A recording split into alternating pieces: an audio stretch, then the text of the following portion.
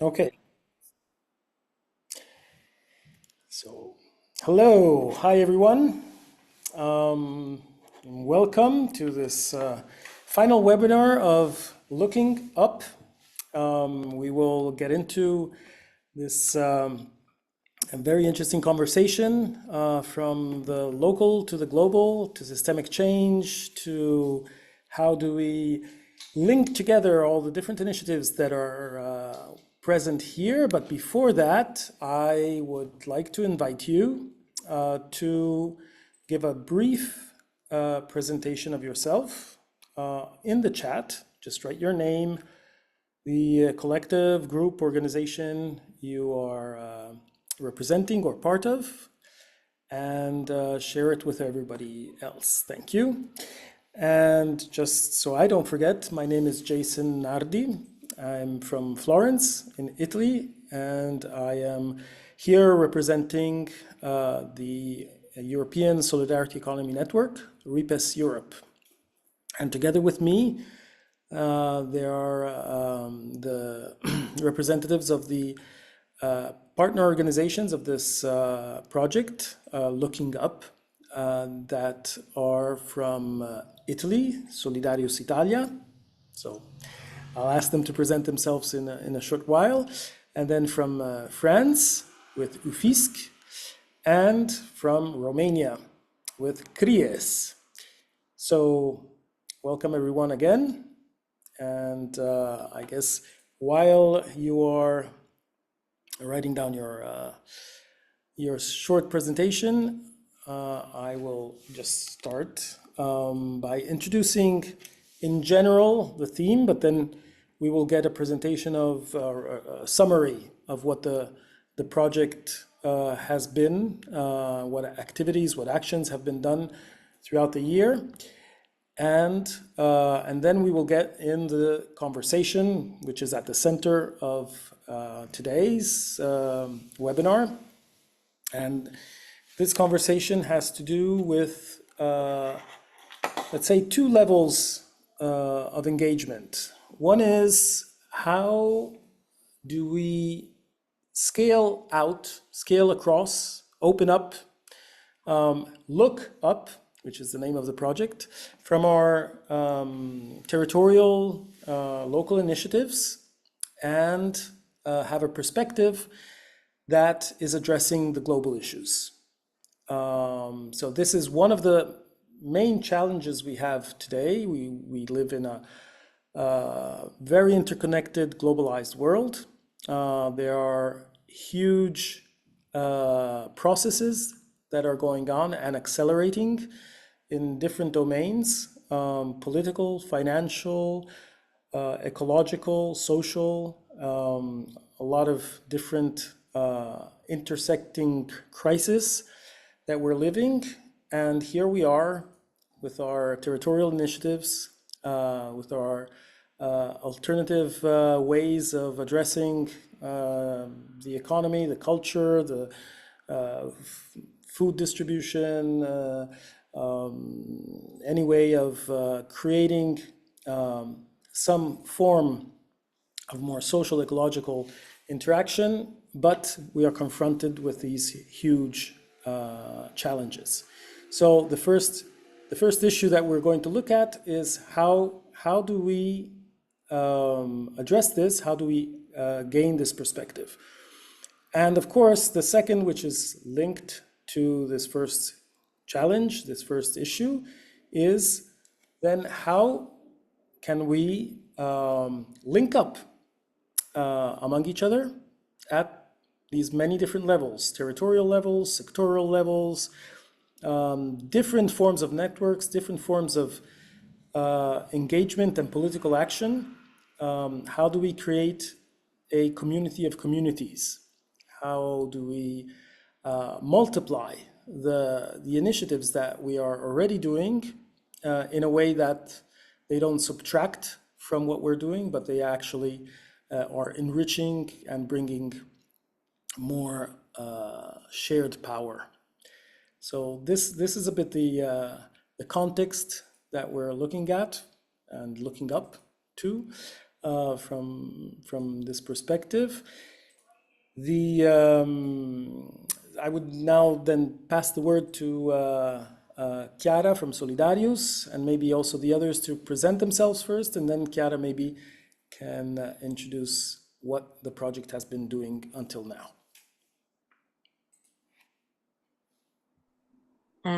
Yeah, hello everyone. Thank you so much for being here. I'm Chiara from Solidarius. I'm the real Chiara. I'm from Solidarius Italy, and I'm here with my colleagues Nora and Soana. She is the coordinator. And yes, we are here also with Lur from Uffiz and Michaela from Trieste. We were three partners in this small scale project. Maybe can we share our screen? So maybe we can have a small presentation. Your screen. Jason, okay, thank you.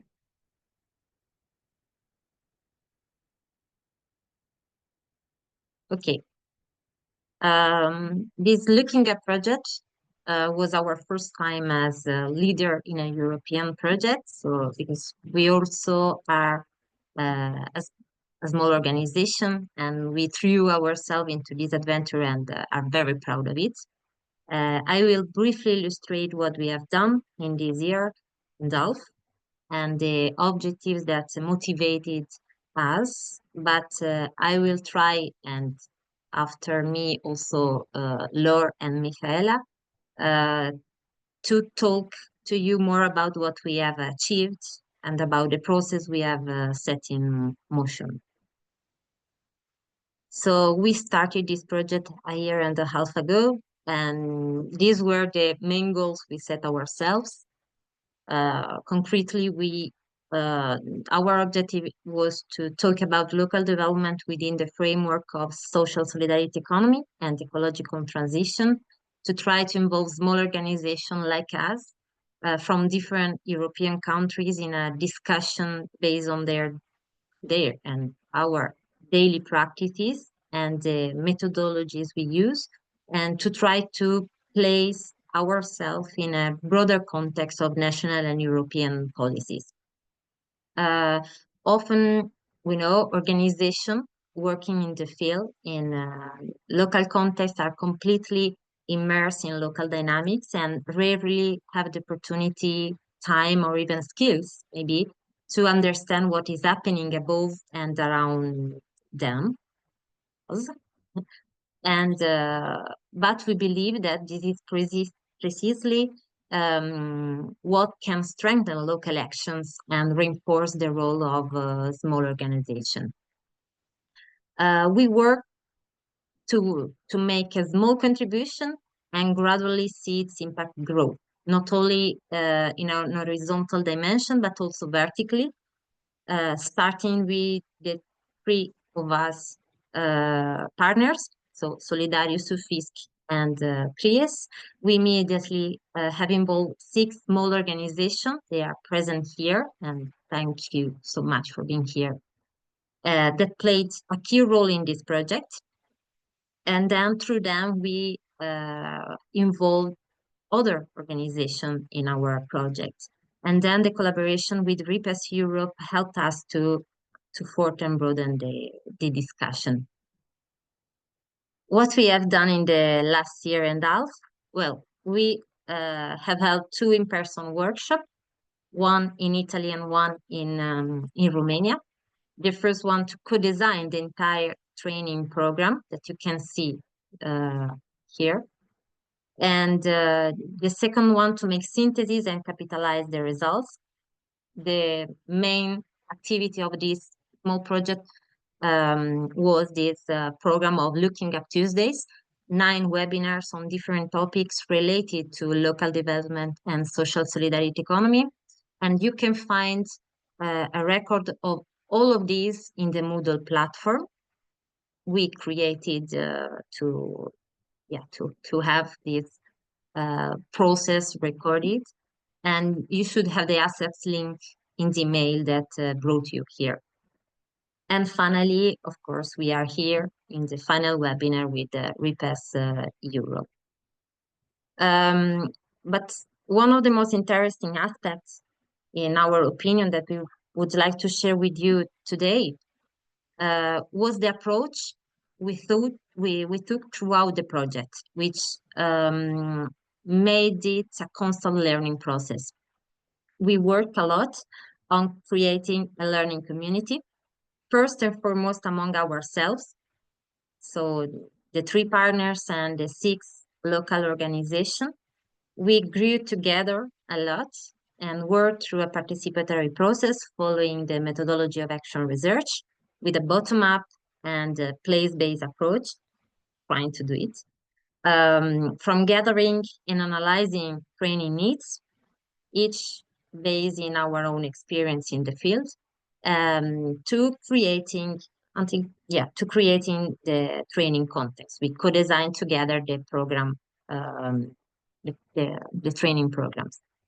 Starting from the training needs, we created this training program consisting in 9 online webinars on 3 different topics chosen during the application phase to address the issue of local development and social solidarity economy from different viewpoints.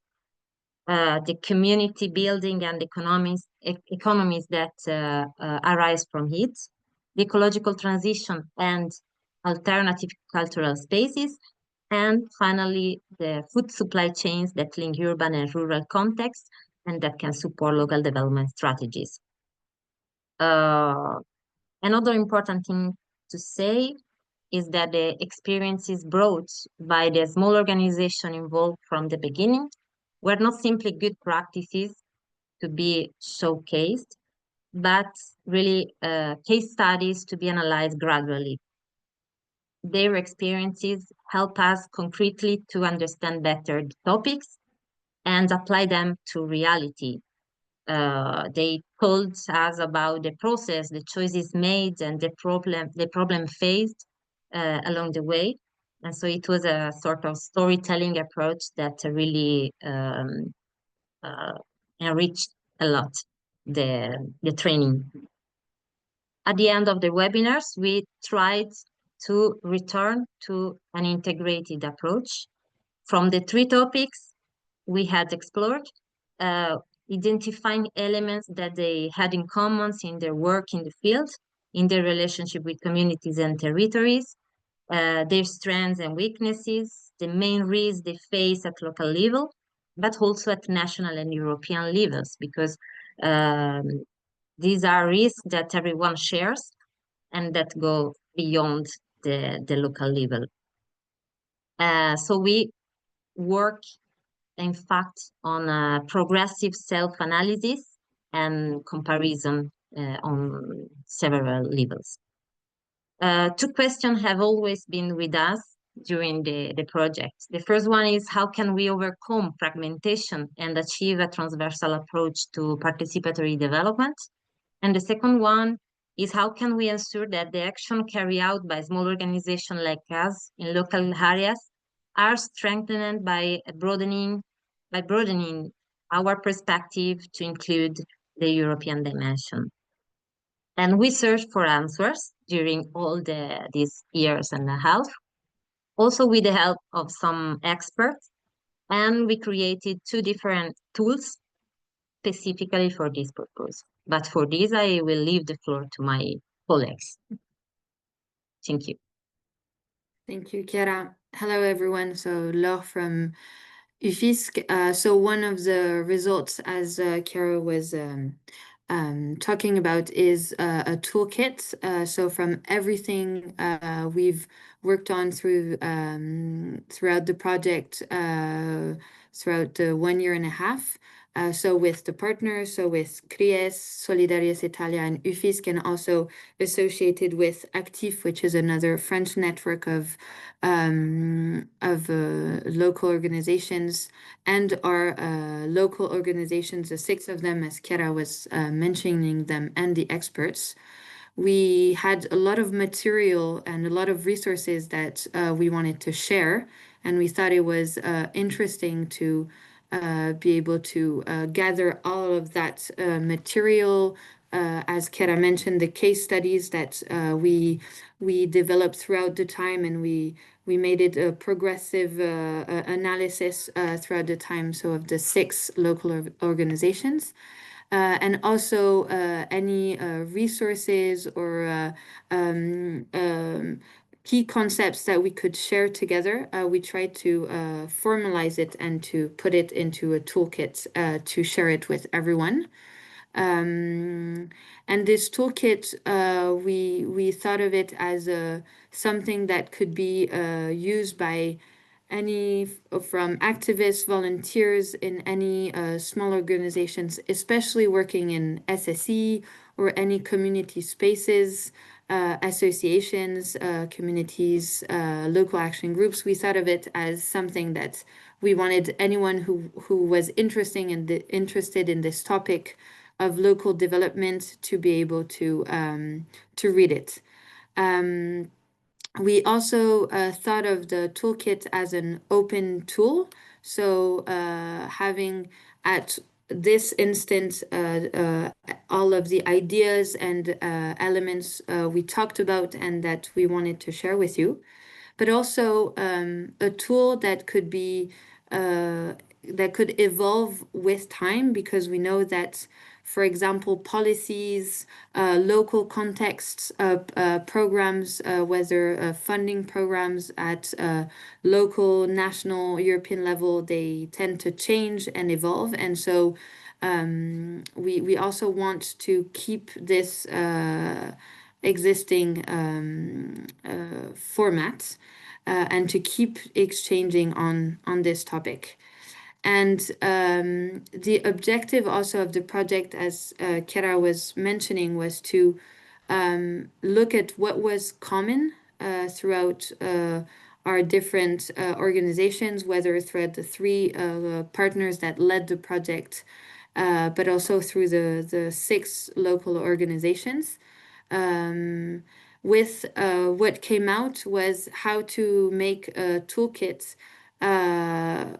but not only look at good practices, but also showing difficulties and the fact that we are very aware of the fact that we are looking at specific initiatives, examples, stories, and that it's not easy always to apprehend and to grasp local context.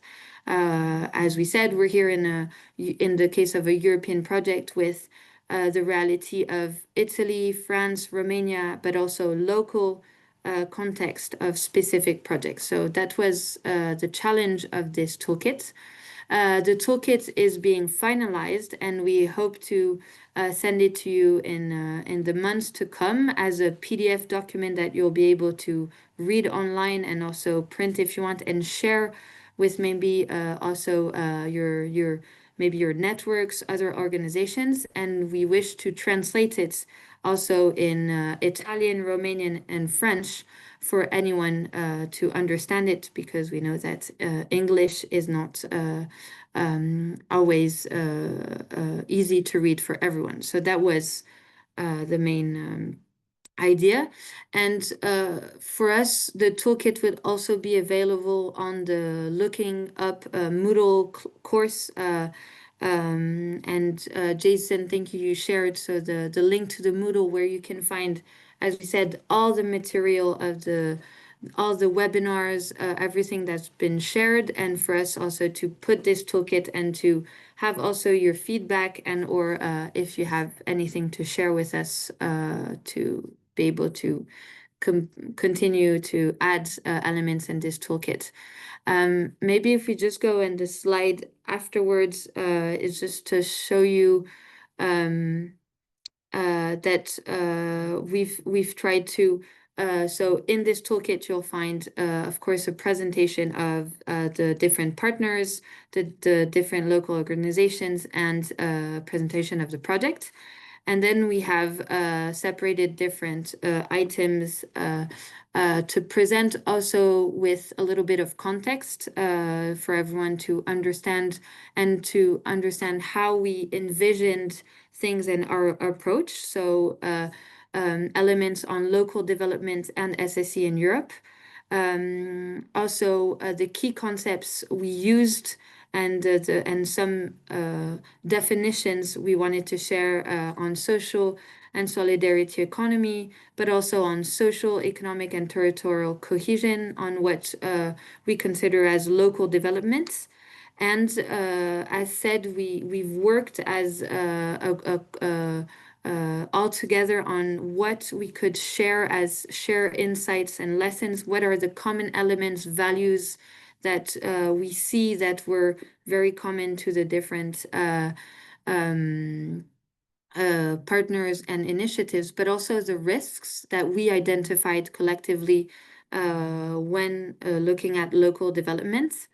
And then you have an extensive kind of a presentation of the 6 case studies from Azat and Reciproc from Romania, Giardino dell'Ardiglione and Le Foglio from Italy, and Les Poussières and Le Chakirail from France. And then, as said, we have worked on a rubric on public policies to present also at the European level a history of public policies, and what we've worked on as a policies rubric to share with you any public policy that we can find at the local, regional, and national level, whether in France, in Italy, and Romania, and also look at European policies and programs, because we also know that those are interesting to look at and maybe also inspire each other. That was also something we shared a lot during the project, and how in your context, in your country, but also at your local level, what are the public policies and what are the inspiring things that are done, and how do we continue also to fund and to survive as local and small organizations or networks in a very difficult context, and how we can look at that throughout the different examples, just to give you an idea of the toolkit.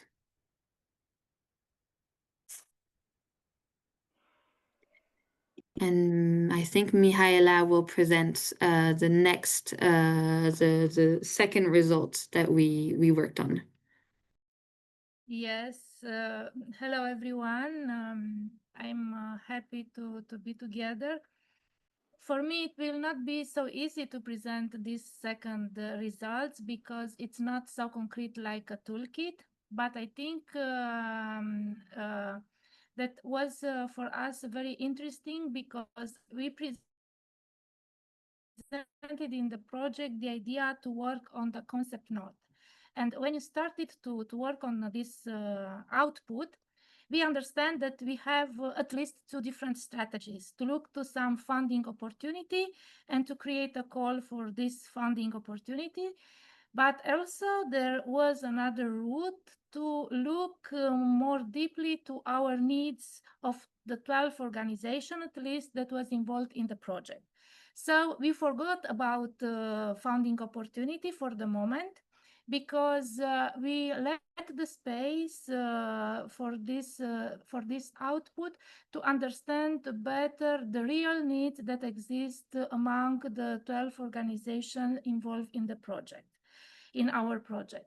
So I think this idea introduced one aspect and one thematic that appears a lot in our discussion in our last year: the risk to respond to artificial needs in order to get funds, because we as organizations in different countries, we understand that it's a gap larger and larger between local needs and funding opportunities.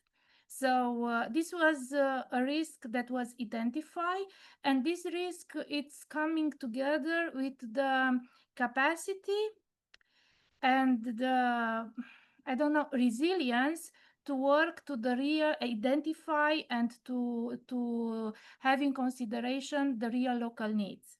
So this was an important idea for a future project that was identified by the participant of our project, to recognize, first of all, to recognize this kind of gap that exists between funding opportunities all over in Europe in different contexts, European, national, maybe even local funding opportunities, and local realities. This is one aspect, and other aspect was how to use the experience which exists in our organizations, our network, because here we are part of different European network.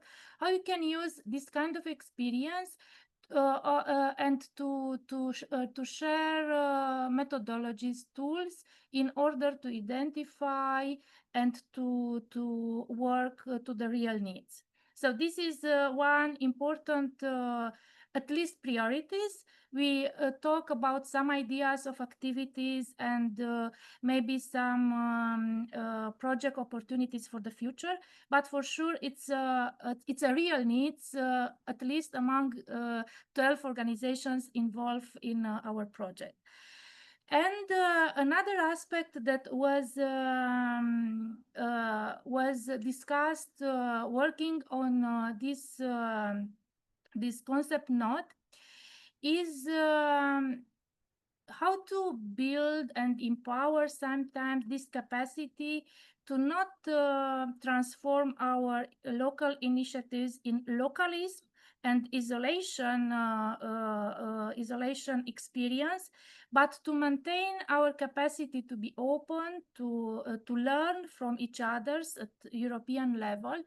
And we recognize that this is a capacity.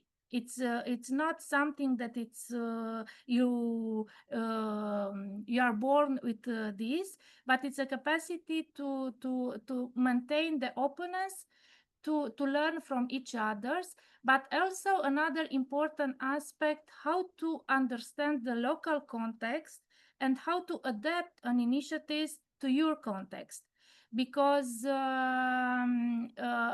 also our project was very clear, clear argument in this sense, because we, the 12 organization, during the project, we have different meetings. We meet 2 times physically, 1 times in Florence, 1 times in Timișoara, but also we organized 9 online meetings, and each times we had the opportunity to present some aspects from our activities, from our context.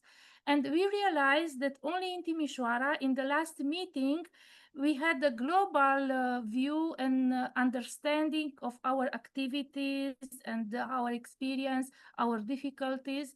So it was the moment that we understand that it's not so easy to understand each other.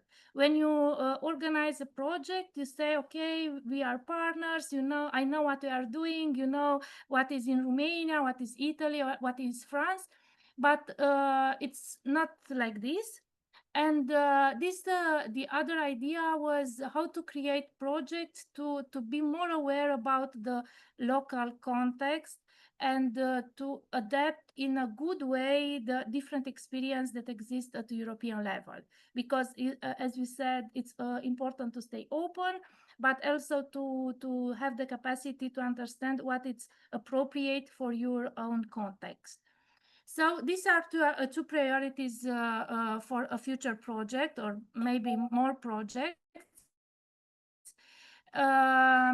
We open the discussion about some activities, what we which we can include in this kind of proposals.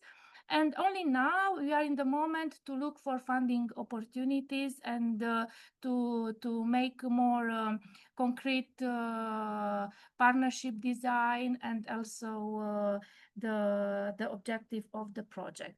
So this is a little bit about the concept note. It's more about the process. It's not a final results, but this was, I think, what was also important for our experience. Thank you so much. And thank you all. I hope everyone got a better idea of what looking about until now. It's an ongoing effort, even if the project, this small-scale project, is ending. As you can see, there's the idea that it has stimulated, opened a lot of different interactions, not just among the partners, but also the many initiatives that have crossed through online and in presence in the last year and a half. Now, how do we go forward from here, and why do we want to involve you in this discussion?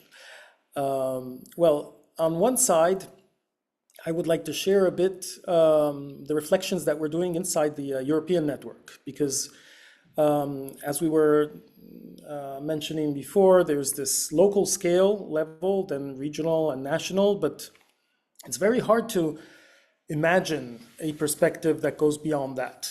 And that's a bit what we're trying to do at the European dimension. It's not just, although it's mainly trying to foster translocal interactions so that the different forms of solidarity initiatives and alternatives get to know each other and to collaborate in different ways.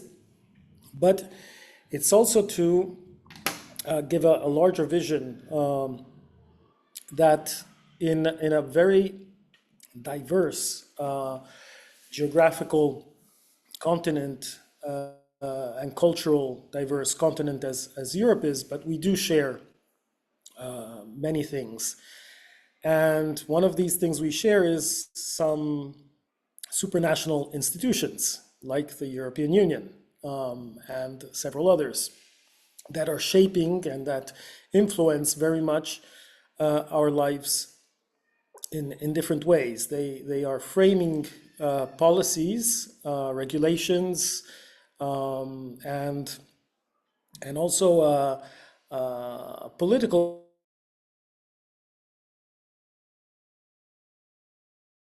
and cultural approach that, of course, as the economic dimension, which is unified more and more by the common market. But today we're seeing that Europe is shifting a lot in its policies, and especially it's weakening a lot in its social dimension. So here I think we can say that we have, as engaged citizens and organized citizens, a role to play. So the reflection that comes a bit from discussions inside our network and rethinking our strategy is that when social solidarity economy started to be used as a framing for different forms of social and community initiatives at the end of the 90s, at the beginning of the years 2000. So it's not that long ago, 25 years ago, 30 years ago. It was in the context of the alter globalization movement, of a counter movement to the neoliberal sort of wave that was sort of bringing a monoculture in the financial economic world. And a lot of social movements who had worked separately before started to come together. There was the World Social Forum and other spaces of exchange and convergence.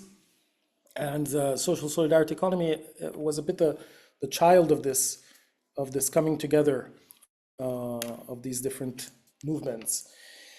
So there were the international multilateral institutions of the United Nations, the less democratic institutions like the World Bank, the WTO, the International Monetary Fund. All of these were sort of the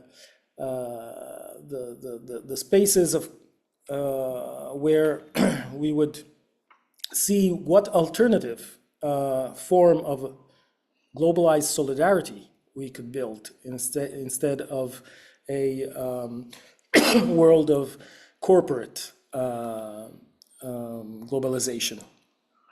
But this has changed a lot in the last 10, 15 years. We've seen a real change of landscape, concentration of powers, the end of multilateralism, or we're going in that direction, and the rise of populism, authoritarianism, different nationalisms, and now we're seeing the militarization of the economy in Europe and the weakening of our welfare system.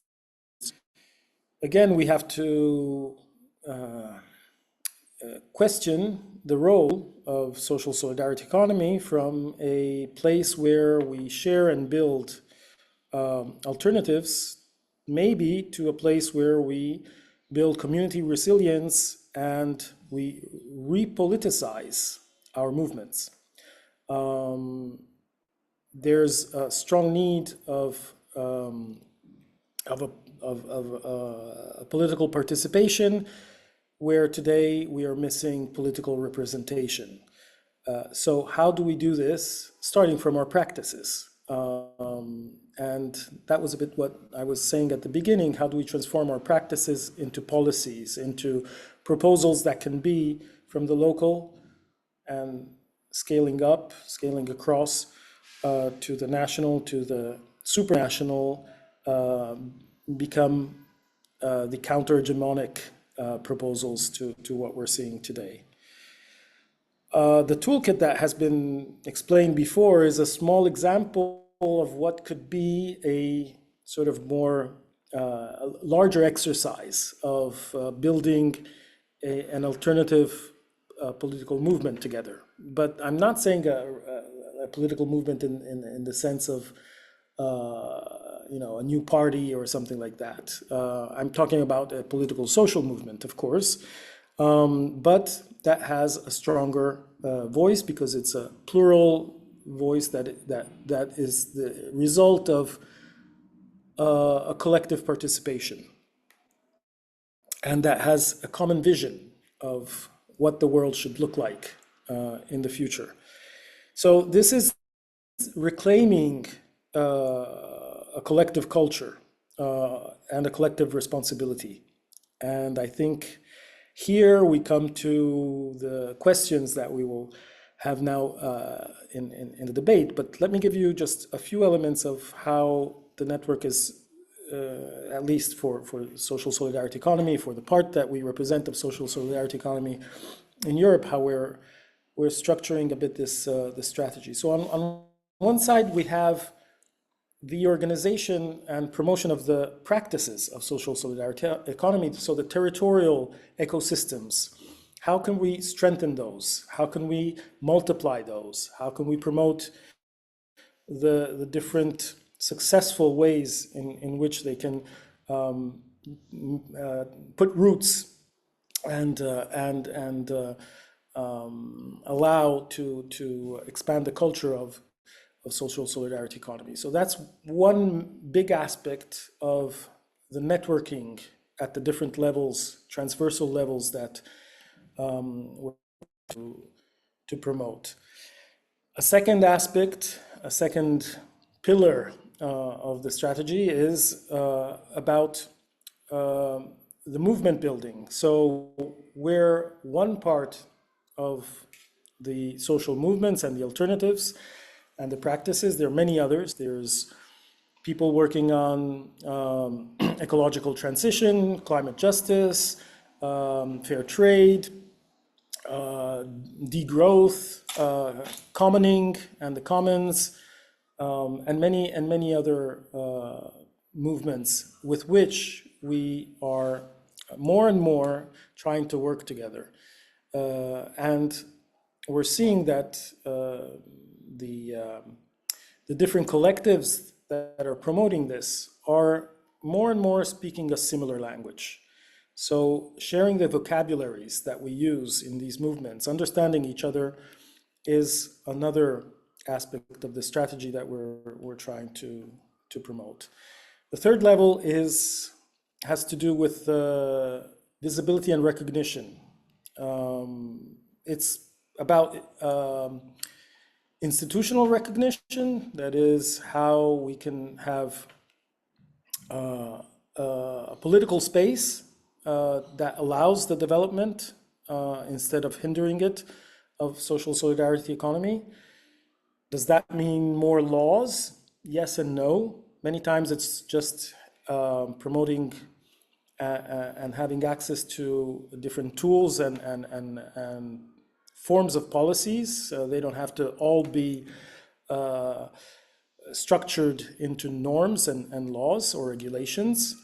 But sometimes we do need framings at a larger level. So for that, we're working, for instance, on the European Commission's Social Economy Action Plan, which should be a sort of a general directive, a general framing of how we can promote the whole variety of different forms of collective economic action that is social solidarity economy.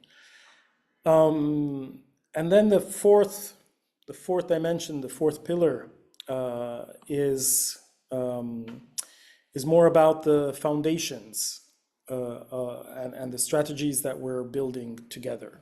So what is the evolution of social solidarity economy when the context changes so fast? How do we not only adapt, but actually go beyond, go forward, prefigure what can change and how this could happen? So we're working on defining not only the vocabulary, but the grammar, if you want, of what could be the evolution of our practices that come together in a more politicized way. Just to give you an example, we just finished working together with some of the networks in RIPES on a project to work on the civic space, on the space that is being eroded of agency of our actions that need to be empowered in many ways. So how do we link with those movements that are promoting human rights at all different levels, that are defending our civil, political, and social rights, and that are doing it starting from the rights of migrants, the rights of the more vulnerable people. Because we did realize, I think, that many times the perception that people may have of social economy, solidarity economy, the third sector, and things like that, is either that it's a sort of philanthropic kind of action that is repairing what the capitalist system is breaking in the social relations, in the ecological landscape, etc. Or it's a middle class kind of activity, and therefore it caters only towards one part of the population who has the privilege of having the time and the resources to be able to to work together at this level. And I think this perception is not always wrong, so we have to have this self-realization. But on the other side, we have to really work more so that the forms of self-management, collective action, cooperation, all the different ways in which social solidarity economy acts can become really a shared a shared way of life for everyone and not just a part of the population. That said, and of course we're going to continue discussing along these different dimensions, but also how to evolve from actions that are a bit maybe in a bubble to open up to other parts of society that are not discussing these issues. Okay, enough of that. I think I spoke too much, and I would like to open now a bit more the discussion. We have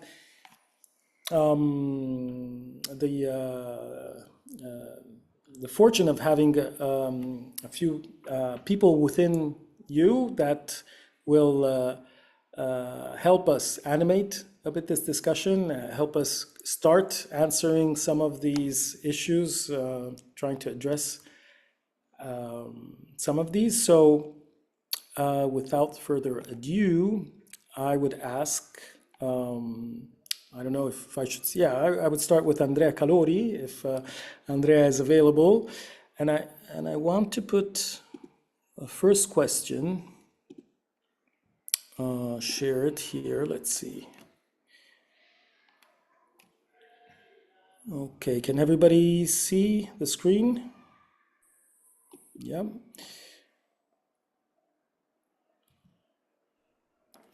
Okay, let's see if there. So, Andrea, maybe first, oops, there. First, you can present yourself briefly, and then I would invite you to start answering and or opening the debate from this question. Okay, thank you, Jason. My name is Andrea Calori. I'm the president of ESTA. ESTA is the acronym of Economia e Sostenibilità. We are a non-profit and independent think tank based in Milan, working on sustainable economies.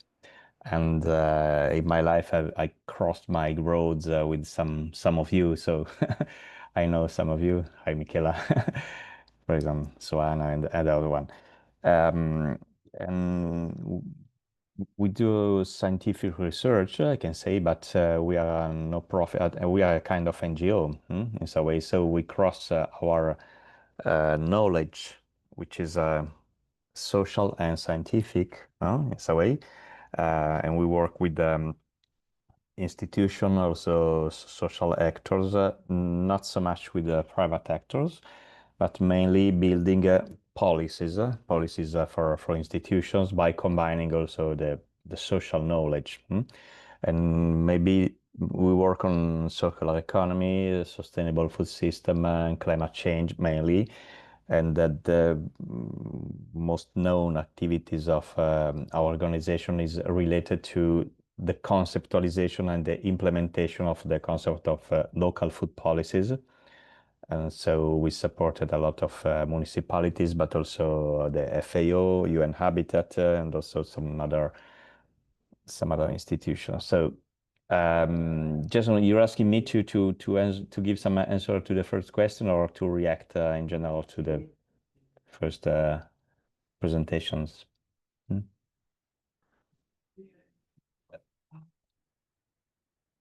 Jason, no. Because okay, Gadin's question. Can you hear me? Okay. This is the question. Okay. Yeah. Yeah. So I think that as a first, very first reaction to this question, I can say that yes, there are a lot of local experiences And if we are trying to shift from from experiences to policies, for example, the first step is that we need institutions. We need to work with them, and a first level can be local authorities. My experiences in food policies, when we conceptualized more than 15 years ago, I can say, the idea of local food policies, we have been working with people all over the world, not only locally in Milan, Italy, with some of you, but also to transfer the idea of social action, which is not sectorial, because when I act as a citizen and as a person by myself and also with other people, I don't think about one sector, because I'm a person, so I live in an environment. When I buy food, we share the idea that food is environment, society, the knowledge of local production, the social impact, the problem of inclusion, and so on. And as a citizen, as a single person, we don't separate it. But the problem when we want to work with a policy, with an institution, we have to think that it's an integration or non-integration of sector. But an institution, like every organization, work necessarily in a sectorial approach, not because there is no integration in the idea of the people, but because practically is very difficult. I have been working in strategic planning for a number of policies with institutions at different level. It's really difficult to speak in an integrated way, to speak in the meaning that to use the right word that can be understood by the technical people, also the technical people. When you speak about a comprehensive idea of food, like in solidarity economy, so the direct connection, the direct partnership between producer and consumers, for example, or in energy, an energy community, if we want to transfer this idea into a policy language, we have to speak with the technical people. And if you speak with the people working on energy, like engineers, for example, it's really hard to speak about community, because they have a different language. And so one problem is how to speak with the technical people. And another problem is outside and inside the institution. And when you want to go inside the institution, each sector has a lot of regulations. So we can have a solidarity approach, a community approach, which is very comprehensive, because as a citizen, as a person, we have naturally, I can say, the human nature tend to integrate everything. We feel the problems, but also we feel the solution. So this problem of translation, I can say translation of words, of meanings in the machine language of the institution, I can use the metaphor, the machine language, needs a lot of activities. I would like to understand better about your toolbox, which I think that it's very important to create a common language and a panorama for what I have understood for your presentation, to say, okay, if we want to speak in a solidarity economy approach, social solidarity economy, we need environment, we need the welfare policies, we need the territorial policies, we need different kind of policy. Each policy has a language, has a regulation, and so on. And this is a very hard activity. And just to close this intervention, I remember also years and years ago this kind of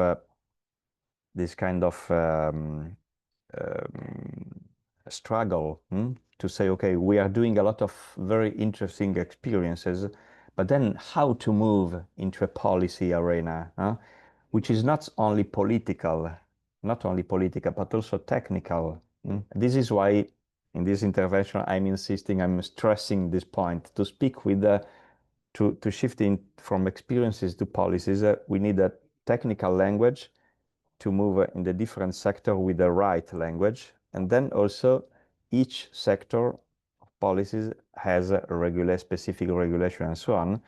And so it's a hard work to translate, to transfer to move from experiences to policy needs a translation, a conceptual and linguistic translation. So this is as a first answer and general approach.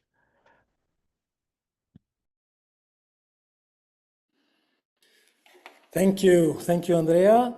Now, of course, as as we get more into the discussion, I invite anyone who wants to intervene to write in the chat, so I can then give you the word. I think this what Andrea has just said is really interesting, and in a certain way, it makes us think of what was said before by Michela about how can we respond to the real needs we have and that we find, that we map, and not to the way that is framed by the machine language or by the regulations, by the framing that is given by institutions. So there's a translation of what we want and what our needs are to the institutions, but we also have to be careful not to adapt our needs to the institutional ones just because there's some opportunity there. I think that's a very important point to take into consideration. And now I would pass the word to Georgia Caravangeli from REAS, the Spanish Solidarity Economy and Alternative Economy Network, REAS Red de Redes. The question is pretty much the same still. I mean, I would remain in this domain, asking also what, from the experience of a national network like REAS, what can we learn in some way, what you can contribute to this discussion, but also react to what you heard before, of course. Thank you, Jason. It's nice to be here with you all. Well, I'm Georgia. I'm representing here REAS Red de Redes, Economía Alternativa y Solidaria. It is a network of networks in Spain of alternative and solidarity economy. And our network is composed actually from 15 territorial networks in Spain. In its region, let's say, there is a territorial network. And then we also have 5 sectorial networks, thematic networks, one that has to do with ethical finance, the other one with fair trade, the other one with cooperative supermarkets, another one with cooperative housing, one about renewable energy, and the last thematic network is about recycling, reusing of materials. We are a network. We have around 1,000 entities of enterprises, SSE enterprises and organizations. We are very diversified in our structure, and our members have various types of legal forms. The majority of them are social enterprises, but also organizations, associations, non-profit organizations. which makes us a little bit different from the classical term of social economy, because we have some values based more on solidarity, on democracy, on human rights, on sustainability, and on profits, putting first, the human being and the planet. So I would like to bring here our experience in terms of on how we are doing, what we are doing as a network, so that we can transfer the local experiences, the local stories, from the local level to national and then transnational level. So to start with, we have a platform, economiasolidaria.org, where we share all the news from all our networks, the territorial and the thematic networks. And we have several working committees per thematic network that work together on specific, to develop policy advocacy on specific themes like the cooperative housing, the ethical finance and stuff like that. And we share every month, there is a newsletter where all the articles of this new newsletter are published also in this platform, the Solidarity Economy platform. And then also we have some, in order to, we pay a lot of attention to communication and sharing of experiences. So many times we organize some joint campaigns, thematic campaigns. The one has to do with a social market or the social balance tool that we have. It is a tool that you can do to a self-assessment tool for your organization. And every year, all the members, the technical secretary of our network is organizing a campaign to promote the results of all the entities of our networks. And this is communicated also to the national authority, the National Ministry of Social Economy in Spain. But also on the local communities. These are campaigns that are led by the network of networks, the federal network, let's say, REAS, and there is distributed to the territorial networks, and the territorial networks communicate it and make visibility activities to their territories. And what else? Then what we are trying to do is also we try to motivate the stronger or more developed territorial networks to work closer together or guide the ones that are less developed, and create some spaces of cooperation between them. We have also some biannual events that we organize, and we make sure that at least 2 members of each territorial network is participating, where we talk about our future strategy, our campaign, how we should advocate. And the last 2 years, we paid a lot of attention to the intercooperation with other actors, civil society actors, with media, and this with other transformative economies. And all this intercooperation, we have also launched specific campaigns, for example, short videos with a periodic, with a journal periodical I am not sure, Jason, I need your help. Con una revista in English, it's magazine, no? El Salto, which is very progressive, for example.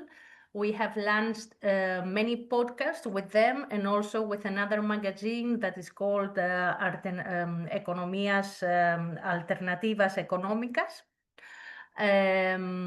And this gives also a lot of visibility of local initiatives or thematic initiatives of SSE to the general public that we cannot reach, but the other actors can reach.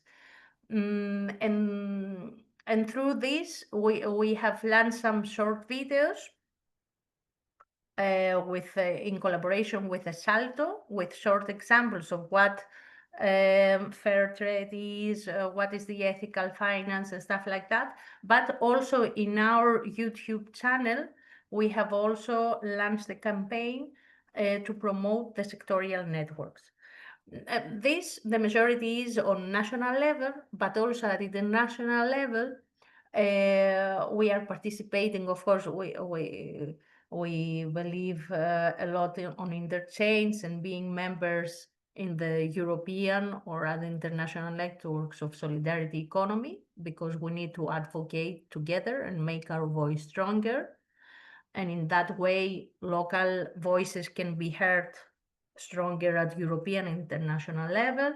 Part of these activities that we are doing is the organization of webinars, always with the participation and the help of RIPES Europe or RIPES Intercontinental or the Global Forum on Social Solidarity Economy, for example. And we try to keep these alliances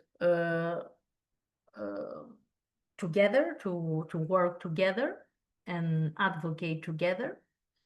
And what else I had here? And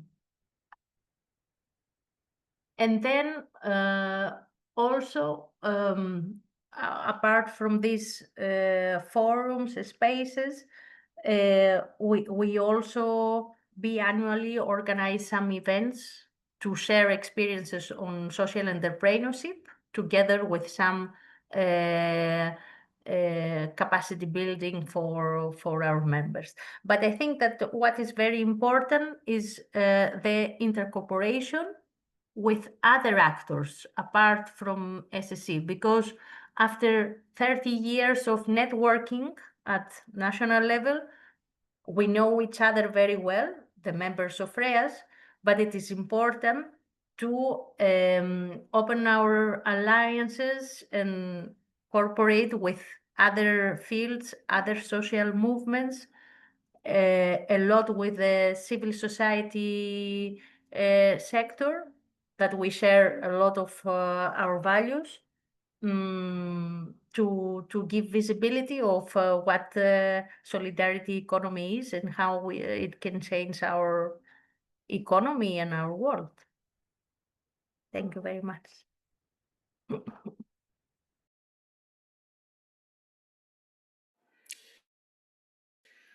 Well, thank you, Georgia. That was a very good panorama of what you're doing in Spain, and I think it touched different aspects. With Andrea, we heard about the relation with the local institutions, especially, and building local policies, and with you about the importance of communication, of intercooperation, of reaching out different sectors of society, different parts, other actors. That's what I also was mentioning before. To give some examples, we're working more and more with researchers and different think tanks and universities. We're working more with advocacy organizations, working on many different themes, from migrant rights to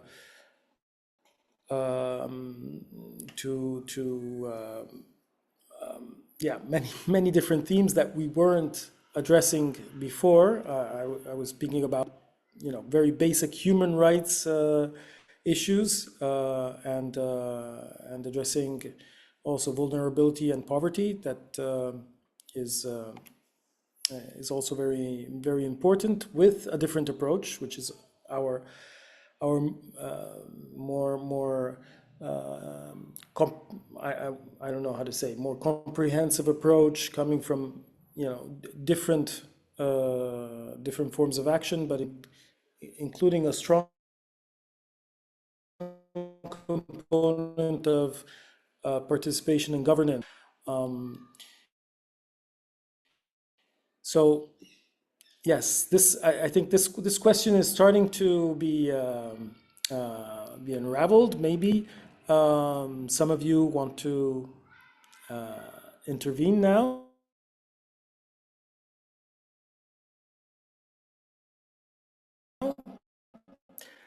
And add their experience to a second level of the discussion, or react to what has just been said, of course. Jason, there is an intervention on the chat. Maybe you can. Yes, I cannot see the chat now. I'm opening it. So yeah. Okay, I cannot see it well, so please go ahead, whoever you are.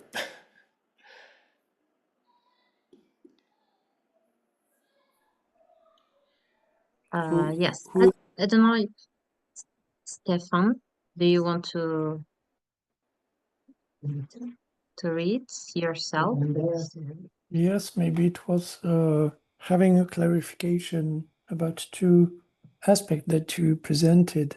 The first one was quite at the beginning, and I don't remember who said it was difficult to find appropriate project.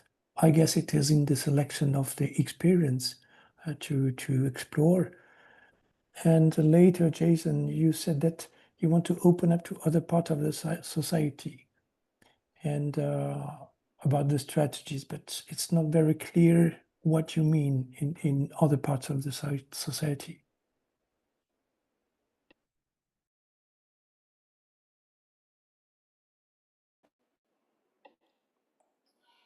Who was mentioning that before? Maybe you can react. And then I see Andrea's. Yes, no, I would think that maybe I was not so complete and maybe not correct compared to the question, because the question was just wait a second. ah, Mihaela. I didn't discuss about the selection of project. I say that sometimes, and in the last time, very often it's difficult to find finding opportunity for local needs. But I didn't talk about select projects to involve in our experience. But maybe it was I was not so clear in saying.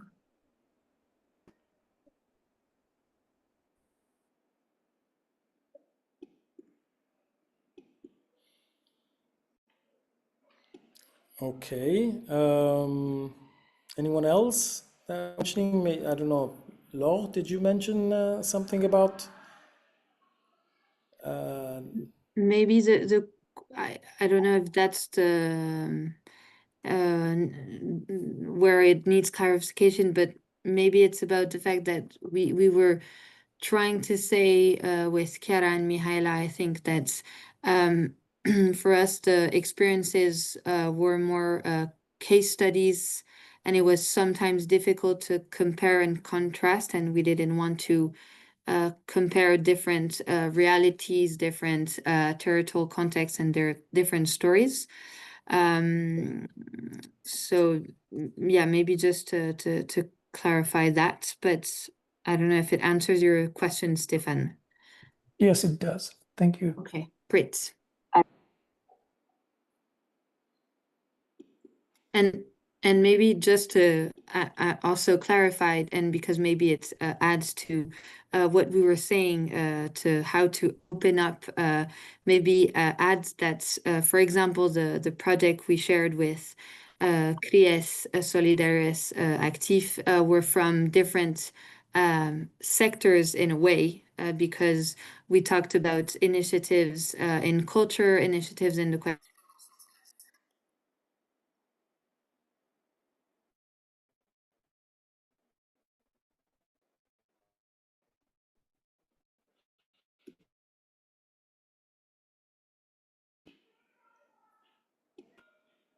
we're all part of RIPES, and maybe a way of making alliances, making and also thinking about SSE and a citizen movement in a very broader sense. Maybe just to add that.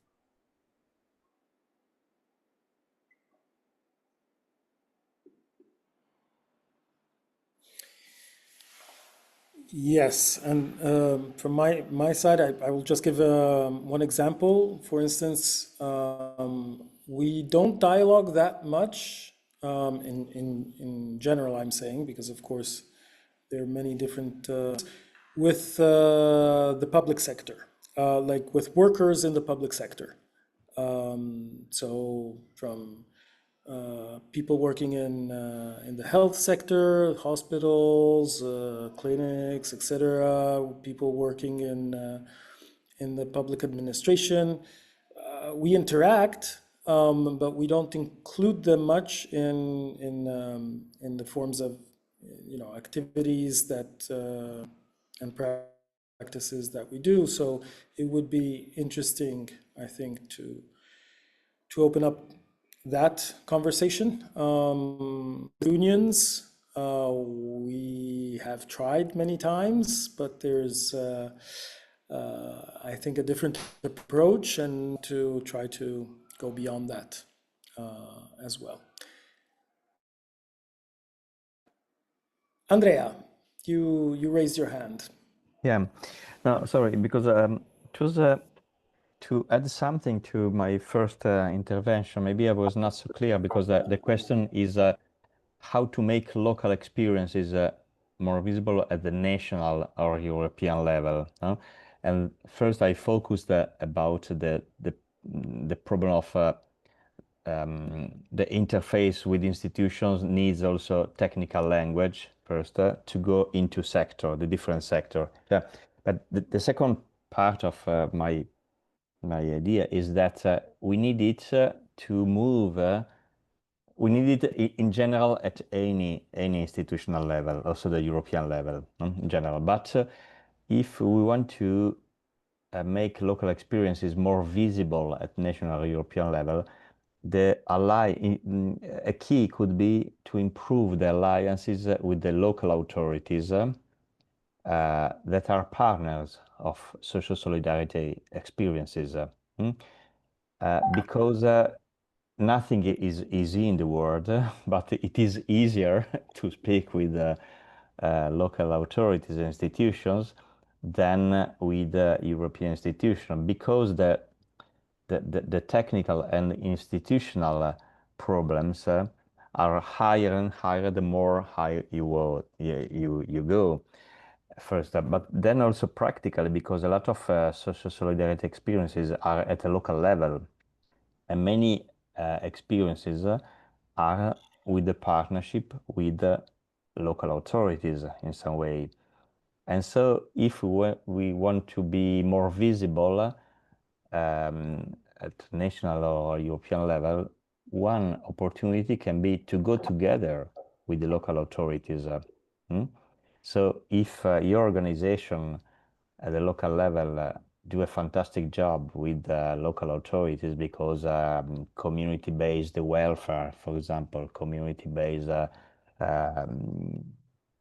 energy approaches with energy communities, or with food, with the local markets, and so on.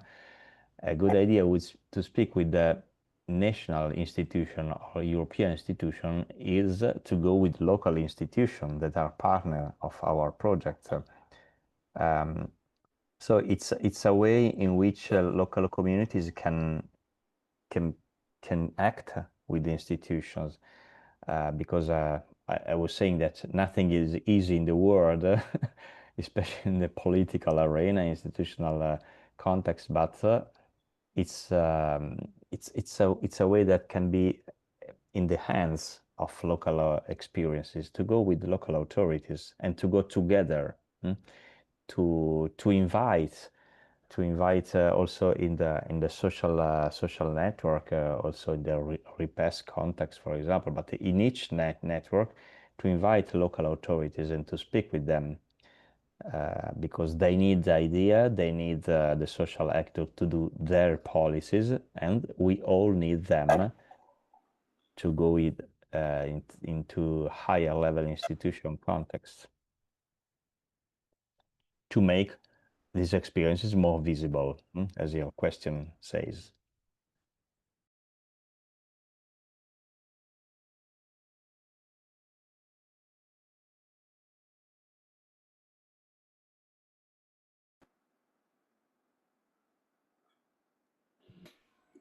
Thank you. Okay, yes, thank you, Andrea. That's pretty relevant also because big events we are going to participate in as a European network, but together with many others, is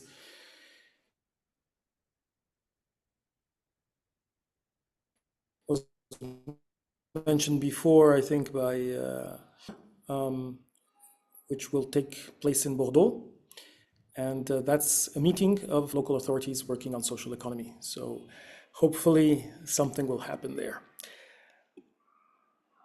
Okay, so anyone else want to react on this question? Otherwise, we can move to a next one. If I can go back here.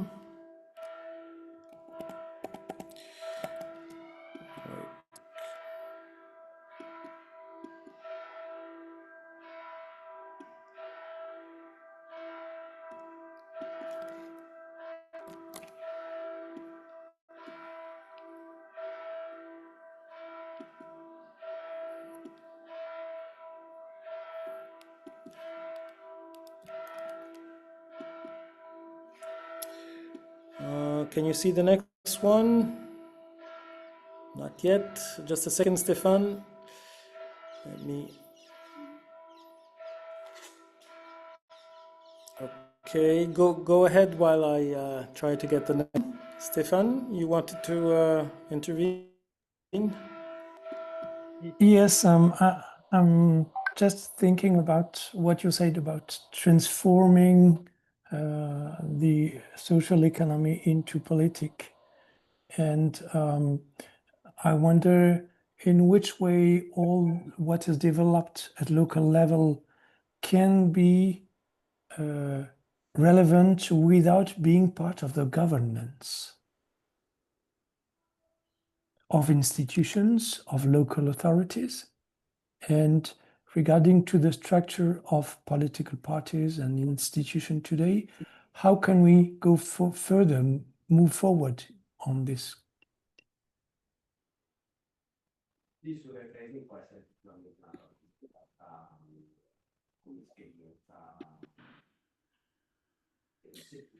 Okay, does anyone want to try to answer Stefan on this?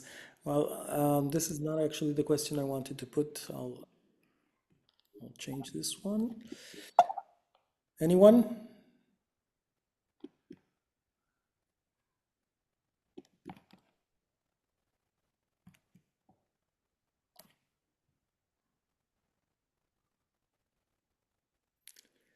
Any one of the partner organizations?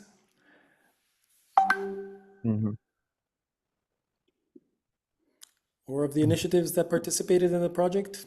Some of you are here, I see.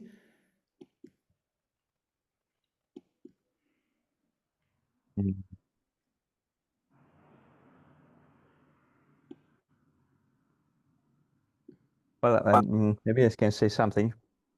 Go ahead, Andrea. Okay, I'm not so updated about a number of social solidarity economy networks, but I think so. Really, I'm not updated, but I think that to avoid isolation and scale up, before I spoke about the need to create or to consolidate alliances with local authorities and also the networks and the associations of local authorities. And the second step can be, second ingredients can be to facilitate or consolidate alliances with the academic bodies for two reasons. One is because after years and years and years, the academia is not always so open to understand and to see. Yes, there are a lot of analysis of social economies and so on.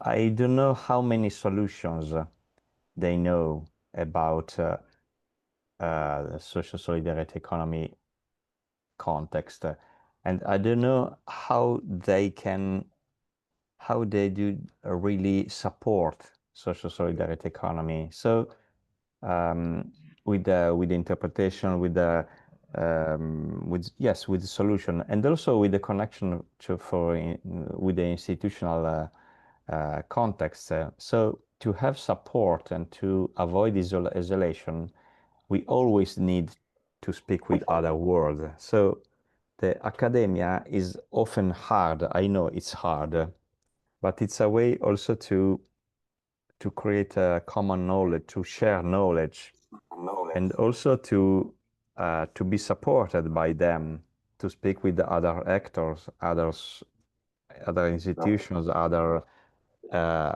economic actors. So to create a more to go out of isolation needs to do other steps in other world outside the social solidarity economy context, and to cross fertilize the world. So I know that it's difficult. I went out of the academia 15 years ago, right because of this. Because I didn't find this kind of capability of the academia to understand social solidarity economy in all the contexts. So I suffered for it, but I know that it's not an individual story, an individual problem, individual issue.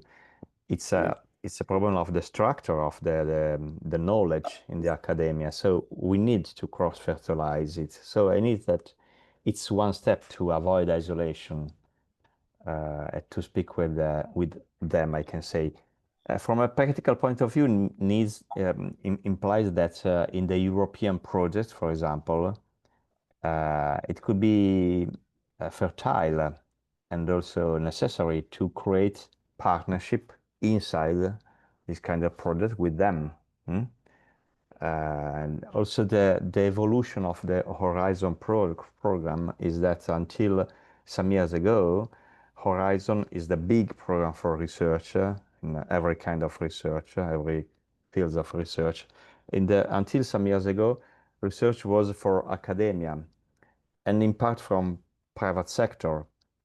More recently, the last years, more research and innovation projects. So research and innovation calls by recognizing that innovation is also in the hands of institutions and social actors. So there is an approach to speak, no? To interact with the scientific world, also with academia, even if it is hard, but with some really practical consequences to be part of common projects with them. Thank you, Andrea. That's definitely a strategy to be pursued, and I think we are many of us are going in that direction, both at transnational level and also at the European level. There are still these programs. Hopefully, they will keep for some years, and because some of them are being dismantled. We already have seen some of this, but definitely this is a way forward. Georgia.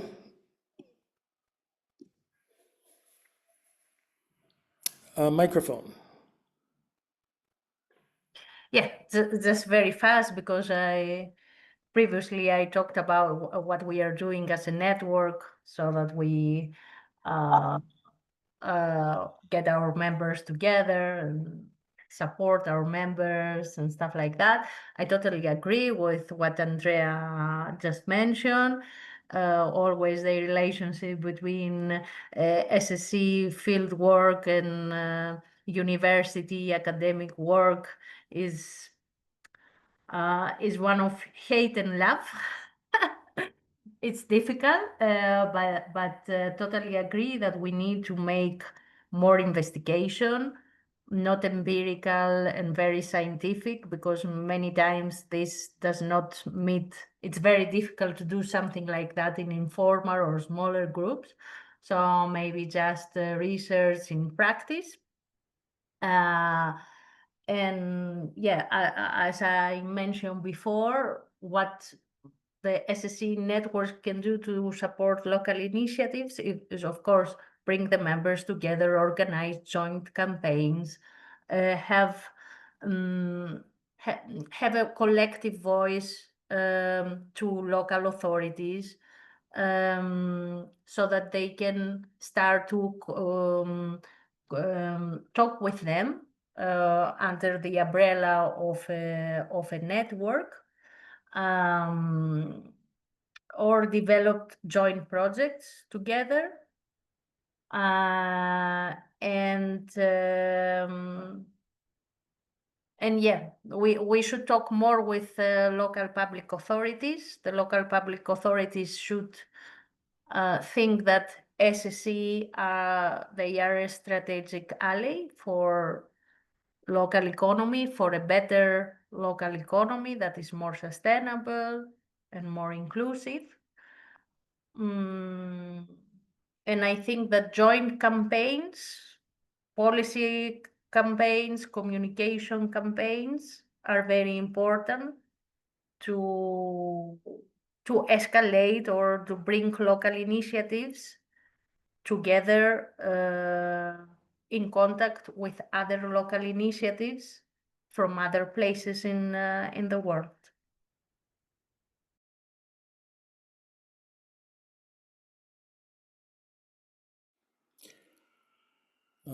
Thank you, Georgia. I think underlining these aspects is it's crucial. And before giving the word to Mihaela, and trying to partially answer Stefan, I think one of the roles of social solidarity economy organized in territories is to create the public spaces, the community spaces, to allow public civic discussions and participation of citizens with a more than democratic way. So not the usual forms of political representation, but the forms of deliberative participation that we can do with self-organization, with taking care of spaces and neighborhoods in a collective way. That is the sort of politicizing of SSC that I think we can promote more. Michaela. I would like just to add a small things about the role of social solidarity economic network, about relation Eastern Western Europe, especially in the countries with communism experience, and I speak from our experience in Romania, because one initiative's community supported agriculture in Romania was started with the support of European Network Urgency. but the support of European network not was only to present a model of action, but help the local communities in different regions to reflect to the problem of agriculture sector of the society, because in Romania at that moment in 2007 was very developed the main discourse about the I don't know, the role of capitalism, the benefits, and not the limits of this kind of model.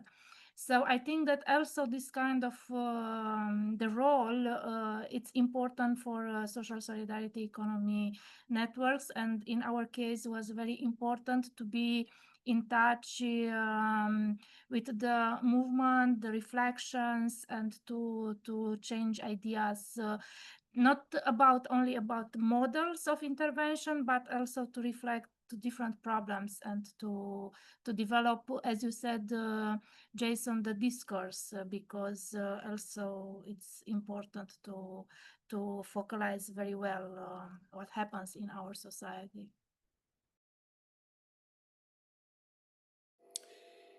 Thank you, Michaela.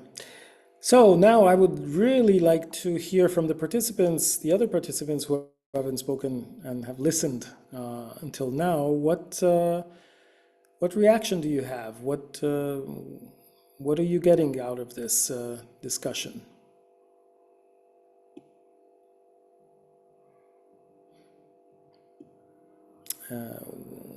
What has inspired you in some way, or if you have any doubts that you would like to express?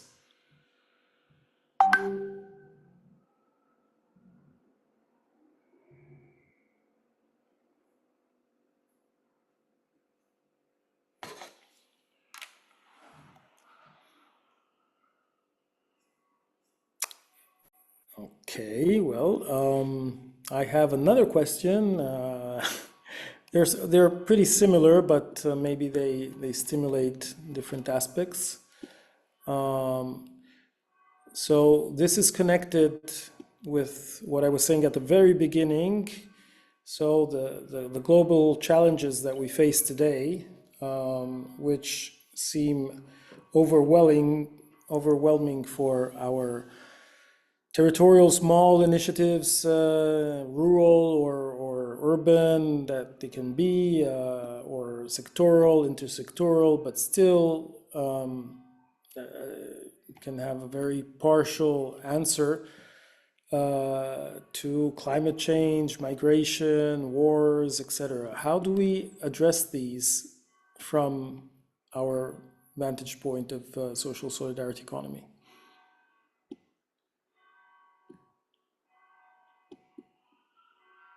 It's not a small question.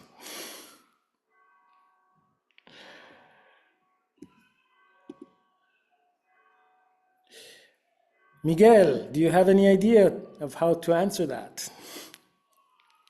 And also how to answer the other question which you pose, where do we go from here? I was muted, so it took me a moment to get back.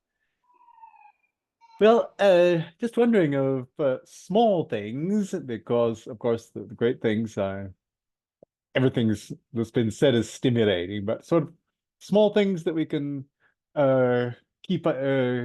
we can do to keep up this this specific network that we have. That's again a question. It's not an answer. Okay, do you have any suggestion, even if you're opening the question? Yes, well, first of all, let's try to keep in touch after the project, because I know that that's always difficult. Of course, every one of us has so much to do, and it's so busy that we tend to drop out and forget each other. But let's try to find small ways of at least keep each other informed of what's happening and what we're doing in each country, in each place. And always think of opportunities for something that might involve the others that were partners. as I say, it can be even quite small things. And maybe somebody who's going to Romania, you know, say, oh, go stop by at Timișoara and see these friends of ours. I'm not talking necessarily about very, very big projects or something, but of course, the bigger the project, the better. But we start with small things, we're small people. Okay, thank you. Thank you. And I see also Francesca, of course, supporting each other, supporting each other's work is fundamental. I don't know about this La Paz festival. Curious about it. Maybe you could say something. Yes, in a few words, we try to develop in Timișoara this festival as a manifest activity to promote social solidarity economy, and we try to put together a fair of small producers. We have an educational program to promote responsible consumption in schools. So till now, it succeeds to work with more than 4,000 people in schools and involve different teachers. And we try to collaborate with artists and cultural sector in order to stimulate them to approach our thematics and to organize exhibitions and different artist manifestation in order about I don't know, climate change, social justice, different thematics, and all these kind of activities are putting together for a festival with the idea to create synergy, to show what exists in the territories, to invite different actors from different regions and from local level. So it was built in this sense as a tools of education ourselves, but also other parts of the community. So next year, we hope that you'll organize, and we are very happy to build something together to have a lot of activities organized together, because this was one idea in our project to meet again. Excellent, excellent. Okay, we're reaching almost the end of our time. We still have a few minutes. Anyone else who wants to either address the global questions or contribute with how do we go on from here?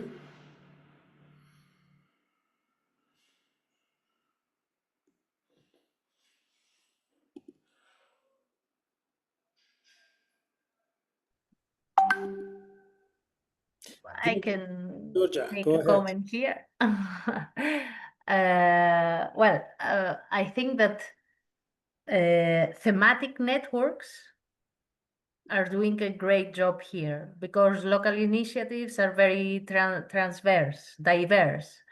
So thematic networks, international networks on agroecology or ethical finance or renewable energy, etc. I think could connect different local initiatives from different places, and they can inspire one each other. They can make policy advocacy. Their voices can be heard, and maybe there could be identified some small local projects that could be replicated to other places easily. So I think that thematic networks could help on this interchange and connect local initiatives that tackle many global challenges, so food sovereignty, energy, recycling, poverty, etc. Thank you. Andrea? Yes, George, I agree that we know that we have a lot of, we struggle to put together everything because we want another world. But we know that it's difficult also for us. to do something in a so complex, holistic, integrated, systemic way. And this is why more sectorial networks are maybe more effective, not maybe, are more effective. So one key, I agree that one key is to create or consolidate alliances with the sectorial networks. Then for sure, the added value of our more holistic and systemic approach can be also an added value for them to say, okay, you want to speak about energy. Okay, let's speak about energy. You are more effective. You have your stakeholder.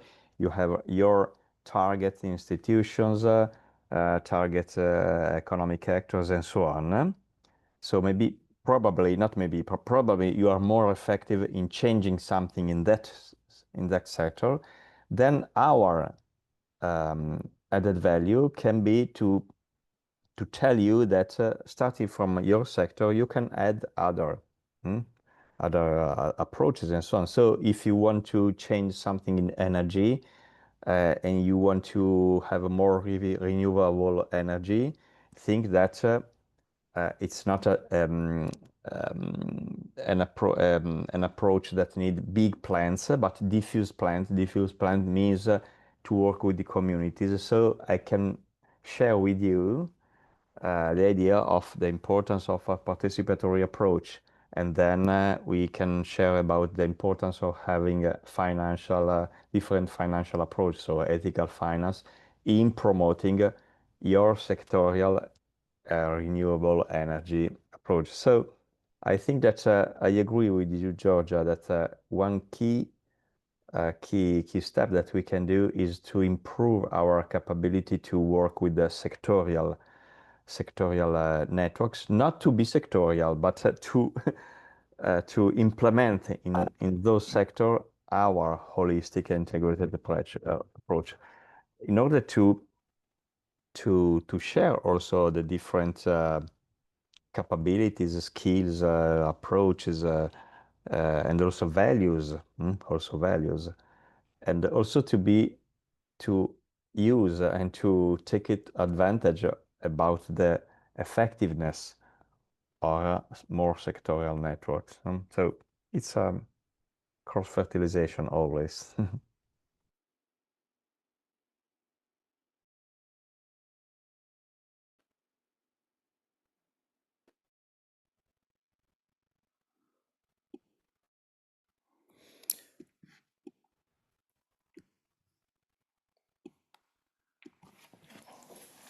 Thank you, Andrea. Thank you. I think this is a good way to go towards a conclusion. It reminds me that while we are working in a certain way intersectionally to resist all the different forms of global forces of oppression, let's call them this way. On the other hand, we are creatively working together to find ways to support each other in an interactive way, let's say. So also there, we each one is more specialized or works more in one domain, but the social solidarity economy approach is this holistic approach that allows us to network together and to support each other. And that said, I would ask Soana from Solidarius Italia if she wants to say a few conclusive words as we wrap up this session of today. Microphone, Soana.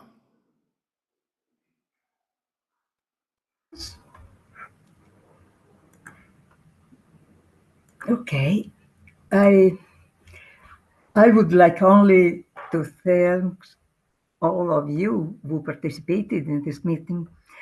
And as it's a final event, I would to thank the organization that have been our companions along the way and the experts who have accompanied us. I believe that debate that took place at the end of this project, this debate, was a further source of inspiration for open new paths. And we hope that our partnership can be extended to other entities in other countries with new proposal, just with a bottom-up and integrated approach. And in the meantime, and for this, we invite you to contribute through the tools we have developed on the Moodle platform. You can interact and propose new content, and above all, continue to fill the policies section and the policies fabric to launch advocacy action that are more necessary than ever in this historical moment. And through Repress Europe and our websites, we will find ways to continue communicating. And so it's all. And let's stay in touch. Thank you again, and goodbye. Excellent. Thanks a lot. Okay, you. so goodbye, everyone. And thank Goodbye. you. Bye, Suona, bye, Good night. Jason. Thank Bye, you. Michela. Thank you. Bye, Andrea. Thank you. Bye. Bye. Thank you.